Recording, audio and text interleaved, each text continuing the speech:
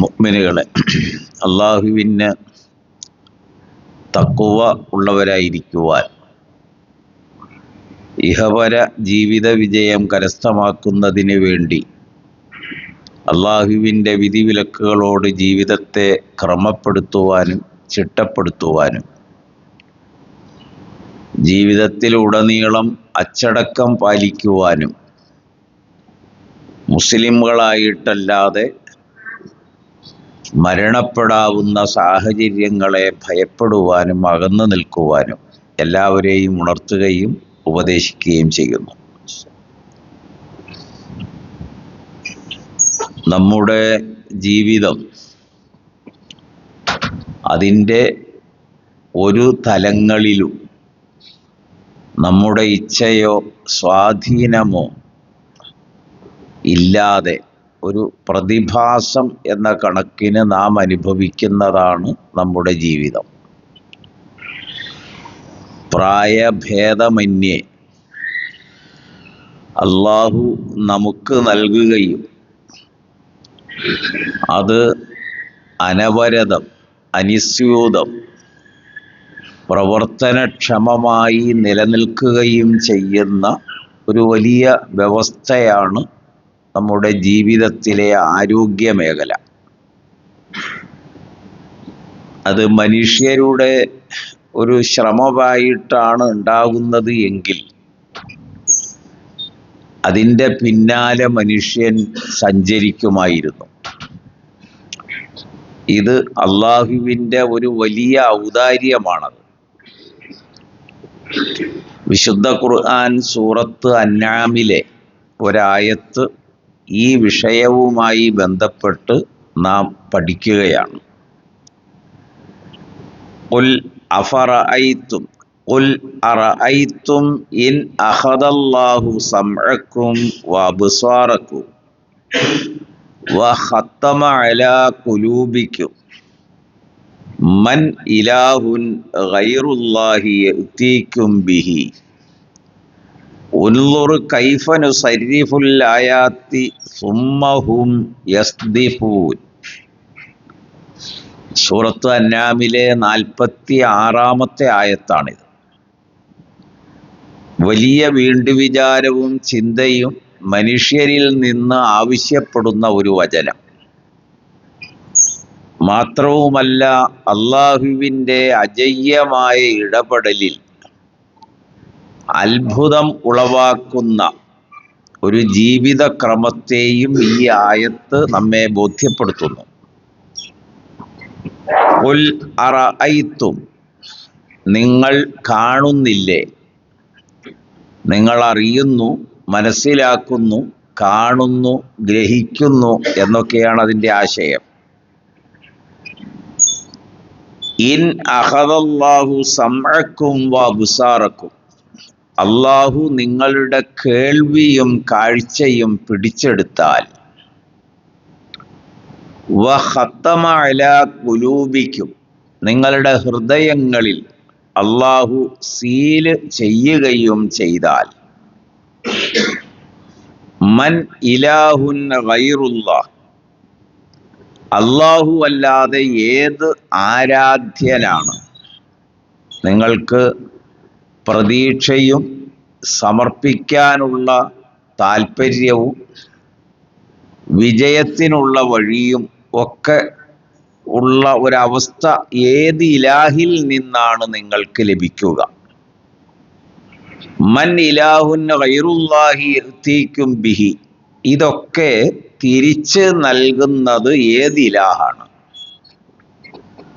ഉൻളുർ കൈഫ നുസർരിഫുൽ ആയാത്ത്, നിങ്ങൾ ഉറ്റുനോക്കുക, അള്ളാഹു അവൻ്റെ ദൃഷ്ടാന്തങ്ങൾ എങ്ങനെയാണ് വിവരിക്കുന്നതും വ്യക്തമാക്കുന്നത് എന്നോ.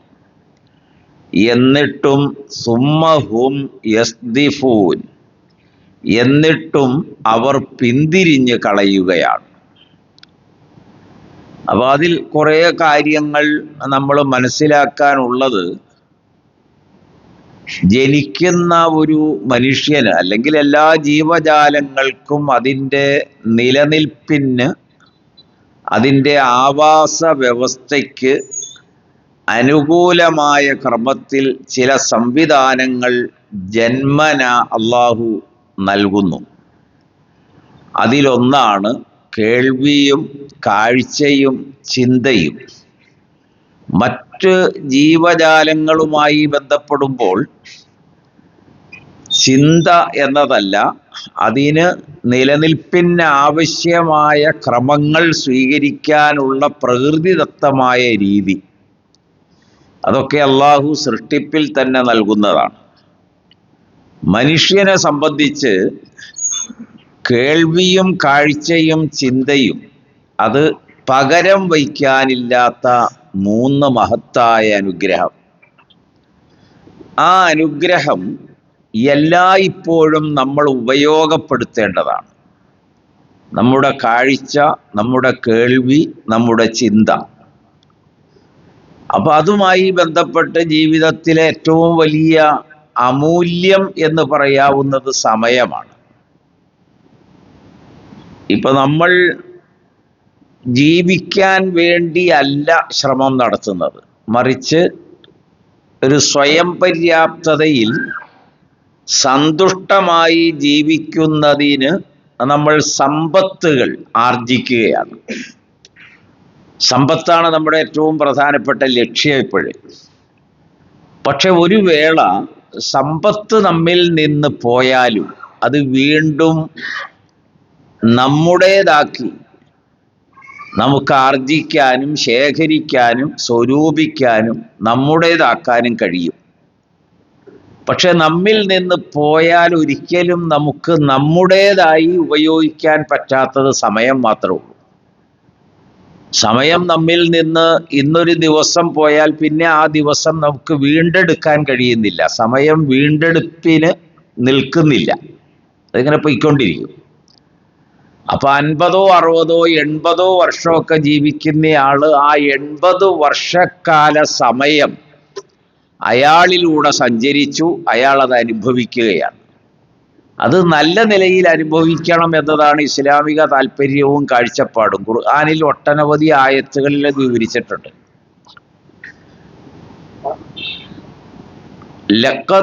വലഖദ് ദറഅനാ ലി ജഹന്നമ കസീറൻ മിനൽ ജിന്നി വൽ ഇൻസ് ലഹും ഖുലൂബുൻ ലാ യഫ്ഖഹൂന ബിഹാ വലഹും അഅ്യുനുൻ ലാ യുബ്സിറൂന ബിഹാ വലഹും ആദാനുൻ ലാ യസ്മഊന ബിഹാ ഉലൈക കൽ അൻആം ബൽ ഹും അളല്ലു. അപ്പൊ അവിടെ അള്ളാഹു അറിയിച്ചത് പരലോകം, മരണാനന്തര ജീവിതം നഷ്ടത്തിൽ അകപ്പെടുകയും നരകം ശാശ്വതമായി തീരുകയും ചെയ്യുന്ന ആളുകളെ സംബന്ധിച്ചാണ്.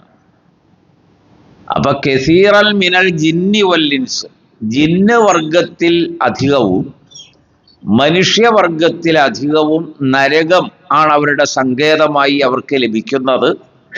അതാണ് അവർ തിരഞ്ഞെടുക്കുന്നത്, അതിനു വേണ്ടിയാണ് അവർ ജീവിക്കുന്നത്. എന്താണ് അങ്ങനെ ഒരു പരലോക ജീവിതം നഷ്ടപ്പെടുത്തി ജീവിക്കാനും മാത്രം ബുദ്ധിശൂന്യത മനുഷ്യനുണ്ടോ? യഥാർത്ഥത്തിൽ മനുഷ്യന് അതിനെക്കുറിച്ച് തിരിച്ചറിയാനുള്ള കഴിവുള്ളവരാണ്. ആ കഴിവ് ഉപയോഗപ്പെടുത്താതിരിക്കുമ്പോഴാണ് ഈ നഷ്ടം സംഭവിക്കുന്നത്.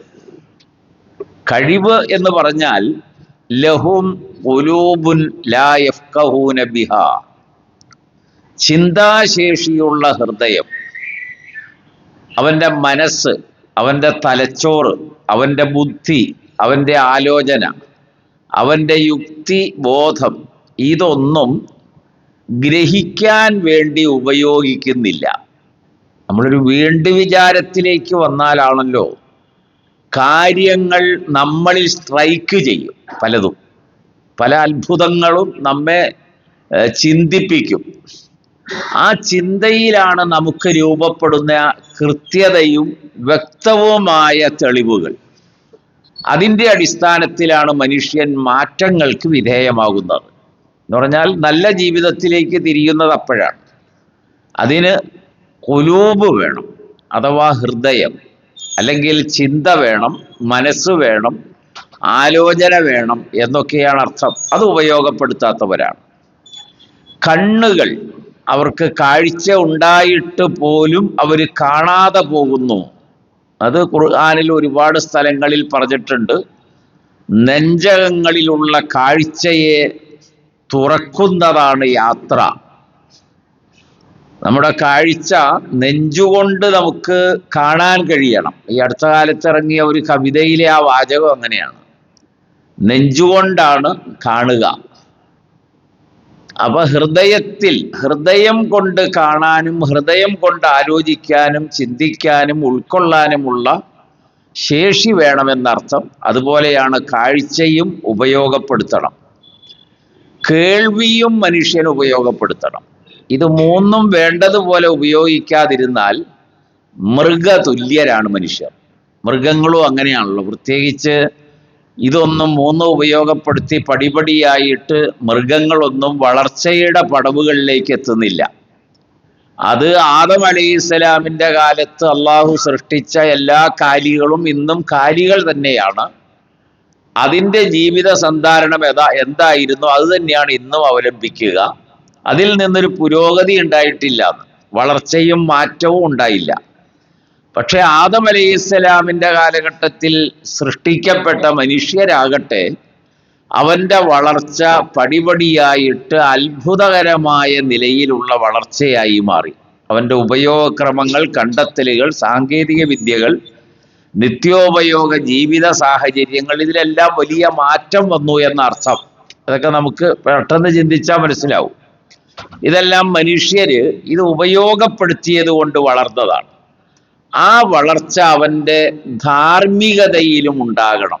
അതാണ് മനുഷ്യൻ കാണേണ്ട കാഴ്ചപ്പാട്. ധാർമ്മികതയിൽ, മഅറൂഫില്, ഹക്കില്, വിശ്വാസ മേഖലയില് അവനിൽ മാറ്റം വരേണ്ടതാണ്.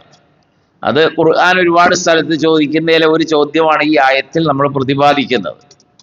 അപ്പം മൃഗതുല്യരായ മനുഷ്യർ എന്ന് പറഞ്ഞിട്ട് അള്ളാഹു പിന്നീട് പറഞ്ഞത് ബൽഹും അളല്ലു എന്നാണ്. മൃഗത്തെക്കാൾ വഴി തെറ്റിയവരാണ് മനുഷ്യർ.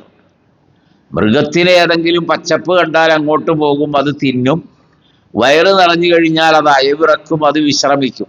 മനുഷ്യൻ അങ്ങനെയല്ല. മൃഗത്തിലും അപ്പുറത്തേക്ക് മനുഷ്യൻ ആപതിച്ച് കഴിഞ്ഞിരിക്കുന്നു എന്നാണ് ഖുർആൻ ഇവിടെ വിളംബരം ചെയ്തത്.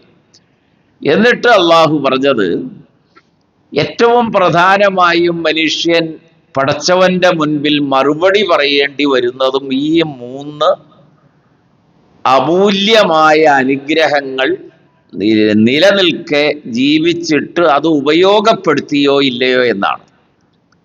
ഇതൊരു വലിയ അനുഗ്രഹമാണല്ലോ. ഗർഭാശയത്തിൽ വെച്ച് അള്ളാഹു നൽകുന്നതാണ്.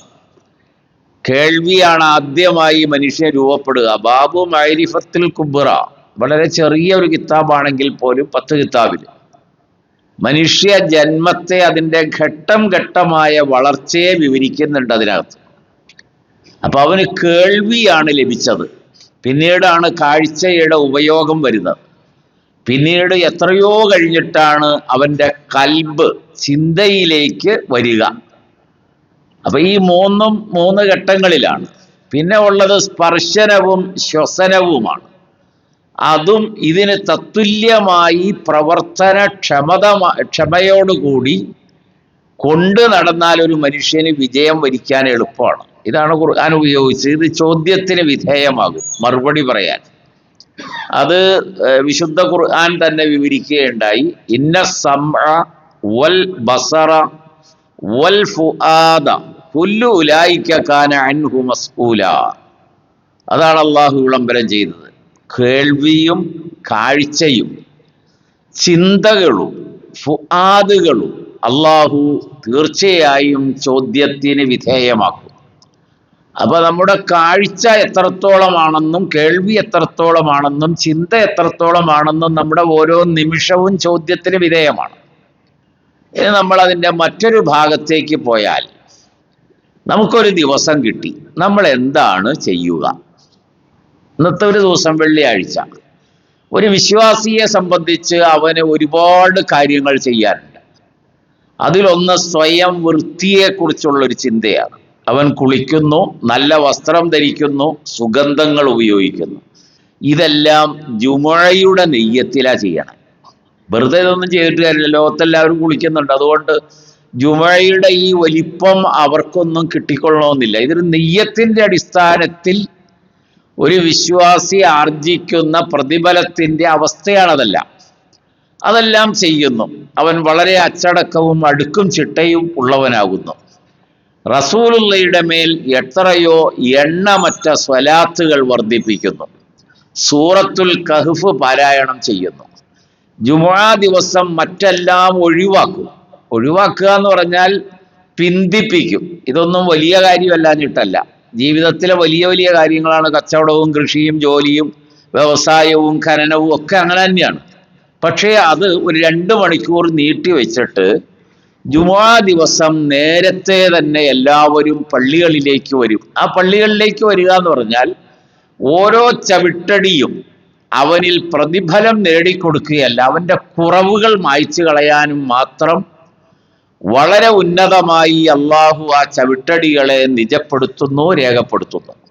അവൻ പള്ളിയിൽ വരും. പിന്നീട് അവൻ വളരെ നിശബ്ദമായി വലിയ പ്രതീക്ഷയോടെ ഇഅ്തികാഫിന്റെ നിയ്യത്തിലാണ് പള്ളികളിൽ ഇരിക്കുക.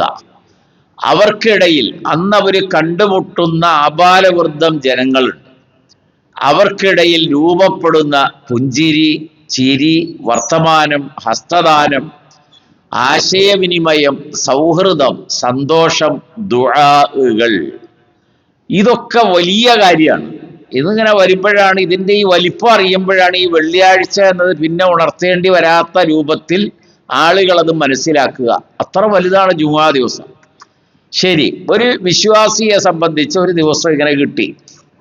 ഇന്ന് നമുക്ക് പറ്റിയ ഒരു വലിയ അബദ്ധം എന്താണെന്ന് ചോദിച്ചാൽ, സമയം എന്നത് നമ്മൾ ഉപയോഗപ്പെടുത്തുന്നില്ല. നമ്മളെ സമയമാണ് ഇപ്പോൾ ഉപയോഗപ്പെടുത്തുന്നത്. ഒന്നുകൂടി പറഞ്ഞാൽ, ഒരു 90% ആളുകളും നമ്മുടെ ഏറ്റവും വലിയൊരു വിവര സാങ്കേതിക വിദ്യയുടെ വിനിമയം നടത്തുന്ന ഒരു ഉപാധിയാണ് നമ്മുടെ ഫോണുകളൊക്കെ. നമ്മൾ അതിനകത്താണ് ചെലവഴിക്കുക എന്ന് പറഞ്ഞാൽ 90% ആളുകളും. അപ്പൊ അങ്ങനെ ചെലവഴിക്കുമ്പോൾ എന്ത് സംഭവിക്കുന്നു ചോദിച്ചാൽ, മറുവശത്ത് ഒരുപാട് നന്മകളുണ്ട്. അതെല്ലാം നമുക്ക് നഷ്ടപ്പെട്ടുകൊണ്ടിരിക്കും. നമുക്ക് ചെയ്യാൻ പറ്റില്ല. ആവശ്യമുള്ളതിലേക്ക് നമ്മൾ കടന്നാൽ അത് നമുക്ക് ആവശ്യമില്ല എന്ന് അവർക്കൊക്കെ അറിയാം. തുടരെയായി ഇങ്ങനെ നൂൽമാല പോലെയാണ് വരിക. അതങ്ങനെ വന്ന് കണ്ണിനും ശരീരത്തിനും ചിന്തയ്ക്കും കാഴ്ചയ്ക്കും എല്ലാം ക്ഷീണം വരുമ്പോഴാണ്, പിന്നെ അല്ലെങ്കിൽ മൊബൈലിന്റെ ബാറ്ററി തീരുമ്പോഴാണ് നമ്മളൊന്ന് കണ്ണു തുറക്കുക. നിങ്ങളൊന്ന് ആലോചിക്കാൻ പറഞ്ഞതാണ്. സമയം ഉപയോഗപ്പെടുത്തുന്നതാണ്. ഈ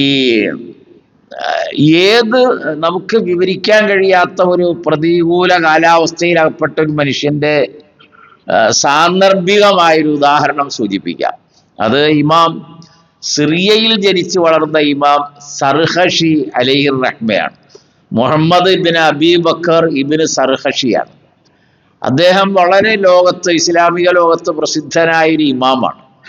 ഹനഫി മദ്ഹബിൽ ഇമാമുൽ ആലം അബൂ ഹനീഫ അലൈഹിർ റഹ്മയുടെ മദ്ഹബില് വളരെ അംഗീകാരമുള്ള, ഏതാണ്ടൊരു സാമൂഹിക ജീവിത നിയമങ്ങൾക്ക് അവലംബിക്കുന്ന ഒരു കിതാബ് അദ്ദേഹത്തിൻ്റെയാണ്. അത് അദ്ദേഹം സാമൂഹിക നീതിക്ക് വേണ്ടിയുള്ള ഇറങ്ങിപ്പുറപ്പെടലിലാണ് ഭരണകൂടം അദ്ദേഹത്തെ നാട് കടത്തിയതൊരു പൊട്ടക്കിണറിലാണ് അദ്ദേഹത്തിന് സ്ഥലം കൊടുത്തത്. ഏകാന്തത അനുഭവിച്ച് 14 കൊല്ലം ആ കിണറിൽ കിടന്നു. വെള്ളമില്ലാത്തൊരു പൊട്ടക്കിണറി.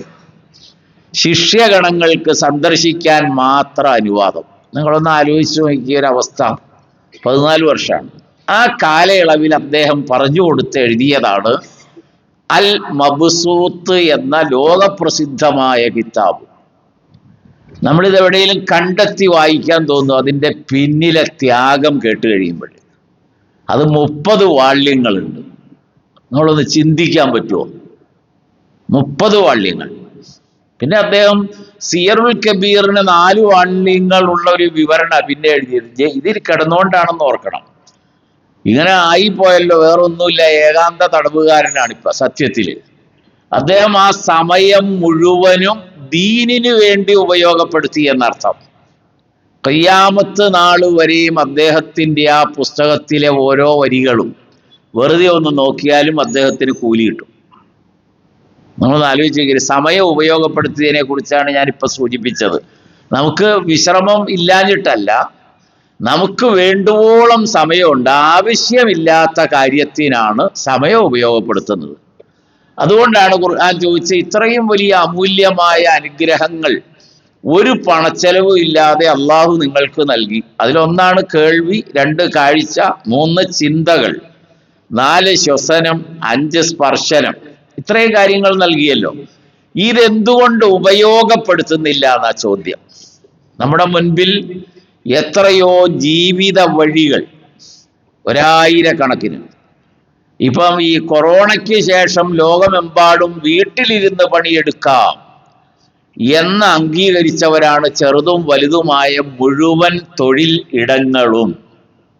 നമ്മളത് ആലോചിച്ച് നോക്കിയേ, ആർക്കാണ് അഭ്യസ്ത വിദ്യർ, വിവരമുള്ള, വിദ്യാഭ്യാസമുള്ള, ക്വാളിഫിക്കേഷനുള്ള ഈ രാജ്യത്തെ ഒരാൾക്കും ജീവിക്കാൻ ഒരു പ്രയാസമില്ലാത്ത വിധത്തിലുള്ള സംവിധാനം സാമൂഹിക ഘടനയിൽ വന്നു കഴിഞ്ഞു. പക്ഷേ നമ്മുടെ കുട്ടികൾക്ക് മാത്രം ഇതറിയാൻ പാടില്ല. നിങ്ങൾ ആലോചിക്കാൻ വേണ്ടി മാത്രം പറഞ്ഞതാണ്. പടച്ചവൻ ഇതിൻ്റെ ക്ഷമതയെ ഒന്ന് പരീക്ഷിച്ചാൽ, കാഴ്ച മങ്ങി മങ്ങി വരുമല്ലോ. നമ്മുടെയൊക്കെ വയസ്സ് വരുന്നതനുസരിച്ച് കാഴ്ച കുറയും, കണ്ണട മാറേണ്ടി വരും, പിന്നീട് വീണ്ടും കുറയും. പിന്നെ നമുക്ക് ഈ കണ്ണടയുടെ ആവശ്യമില്ല, കാരണം പിന്നെ ഒന്നും കാണാനില്ലല്ലോ നമുക്ക്. ഞാനിപ്പോൾ ആരെ കാണാനാണ്, എന്ത് കാണാനാണെന്ന ചിന്തയിലേക്ക് വരും പ്രായാധിക്യത്തിലേക്ക് എത്തുമ്പോൾ. അപ്പൊ കണ്ണടയെ ഒഴിവാക്കും.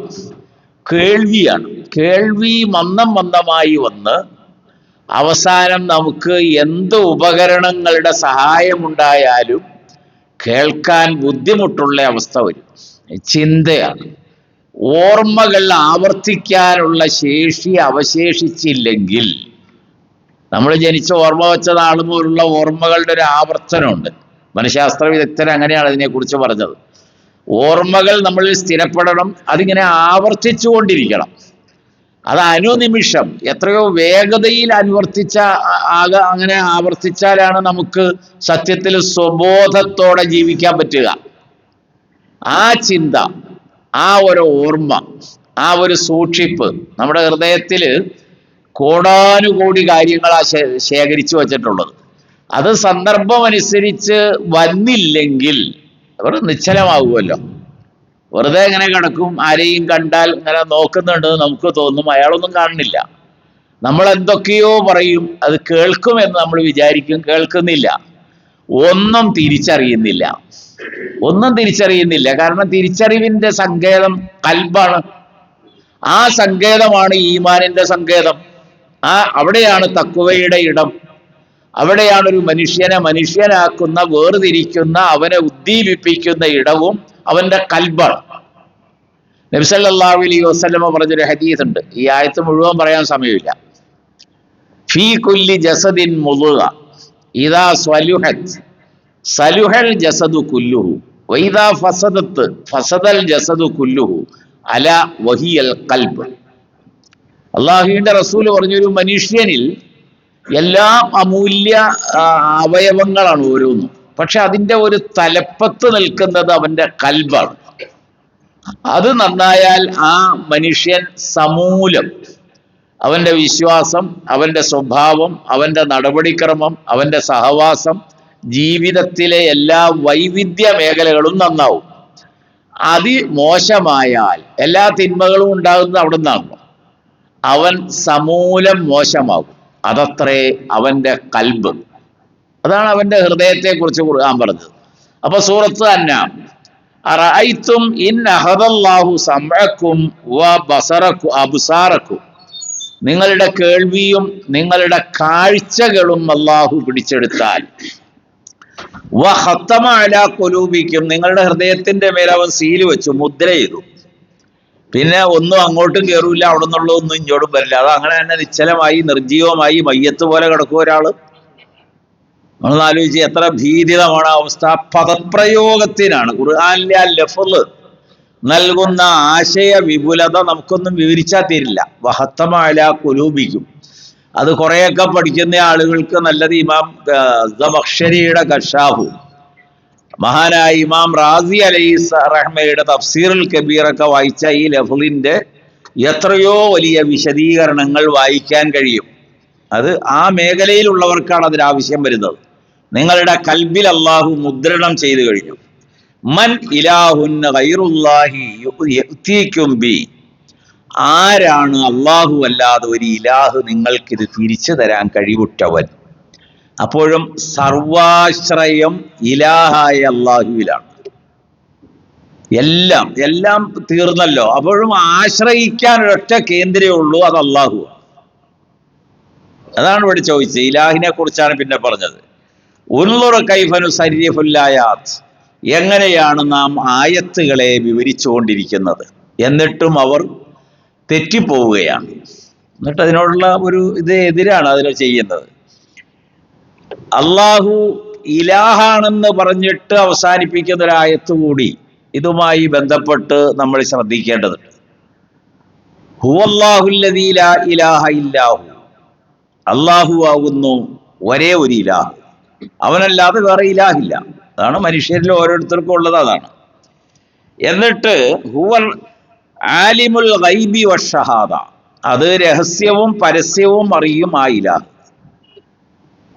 ഹുവർ റഹ്മാനുർ റഹീം, അവൻ പരമകാരുണികനുമാണ്. അപ്പൊ ആദ്യം രണ്ട് കാര്യങ്ങൾ പറഞ്ഞു. രഹസ്യ പരസ്യങ്ങൾ അറിയുന്ന എല്ലാ പരമകാരുണികനായ കരുണാവാരിധിയായവനാണ് അള്ളാഹു അഥവാ ഇലാഹ്. ഹുവല്ലാഹുല്ലദീ ലാ ഇലാഹ ഇല്ലാഹു, അള്ളാഹു അല്ലാതെ വേറൊരു ഇലാഹില്ല. അൽ മലിക്കു അൽ ഖുദ്ദൂസു വസ്സലാമു അൽ മുഅ്മിനു അൽ മുഹൈമിനു അൽ അസീസു അൽ ജബ്ബാറുൽ മുതകബ്ബിർ സുബ്ഹാനല്ലാഹി അമ്മാ യുശ്രികൂൻ. ആ പദം അവസാനിപ്പിക്കുന്നിടത്താണ് ഇതിന്റെ എല്ലാം കോർവ ശരിക്ക് വരുന്നത്. അള്ളാഹു അവൻ രാജാതിരാജനാണ്. അൽ മലിക്. അൽ ഖുദ്ദൂസ് അവൻ പരിശുദ്ധനാണ്. അതിൻ്റെയൊക്കെ എത്രയോ മണിക്കൂർ പറഞ്ഞാലാണ് ഖുദ്ദൂസ് പറഞ്ഞാൽ തീരുള്ളൂ.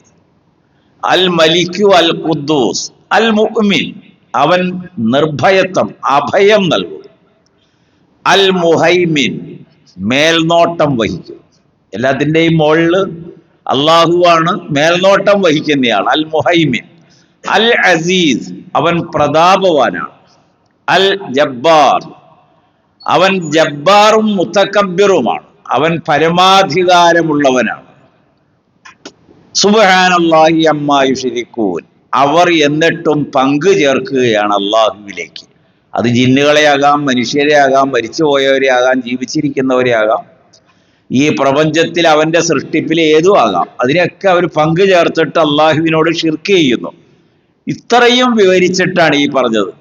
എന്നിട്ട് അള്ളാഹു സൂചിപ്പിച്ചത് ഹുവല്ലാഹുൽ ഖാലിഖുൽ ബാരിഉൽ മുസവ്വിറു ലഹുൽ അസ്മാഉൽ ഹുസ്ന, അള്ളാഹുവാണ് സൃഷ്ടാവ്, അവനാണ് ഉപജ്ഞാതാവ്. ബാരി ആണവൻ, അവൻ ബാരി ആണ്. അൽ മുസവ്വിർ, ഓരോന്നിനും ഓരോ രൂപമുണ്ട്. ആ രൂപം നമ്മൾ എടുത്ത് നോക്കിയാൽ മനസ്സിലാവും. ഇത്രയും ഭംഗി, ഇത്രയും സുകുമാര കലകൾ ഒരുമിച്ച് ചേർന്ന ഒരു ആകാര രൂപം നമുക്ക് കാണാൻ കഴിയും. ഒരു സൗകുമാര്യതയാണ് അവിടെ കാണുന്നത്. ഇത്രയും വലിയ ഒരു സൗന്ദര്യം ഈ പ്രപഞ്ചത്തിലെ ഓരോ സൃഷ്ടിപ്പിനും, ആകാശഭൂമികൾ മുതൽ വൃക്ഷലതാദികൾ മുതൽ ഓരോന്നിനും, ഈ മൺതരികൾ പോലും അത്ഭുതകരമായ സൗന്ദര്യം സന്നിവേശിപ്പിക്കപ്പെട്ട നിലയിൽ സൃഷ്ടിച്ചിരിക്കുന്നു. അതൊരു വല്ലാത്ത ജാലകമാണ്. അതിലേക്ക് തുറന്നു നോക്കിക്കഴിഞ്ഞാൽ നമുക്കത് മനസ്സിലാവും.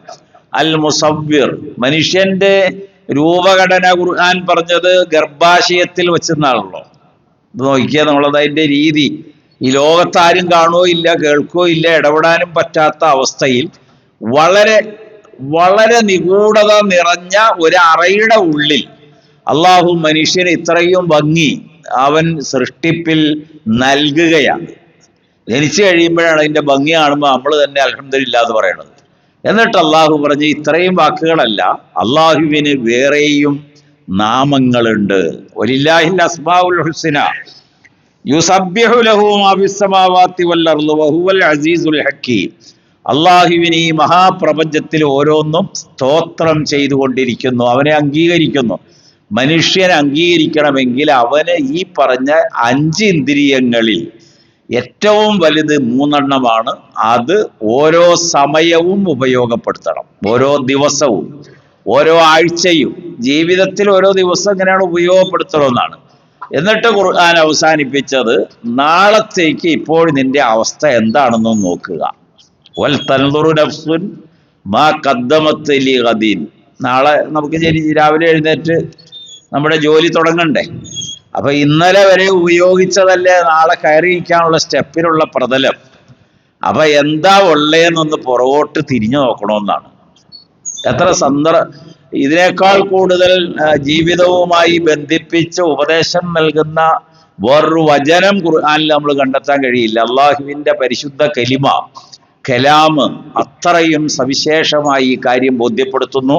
പടച്ചവൻ നാം ഓരോരുത്തരെയും അനുഗ്രഹിക്കുമാറാകട്ടെ.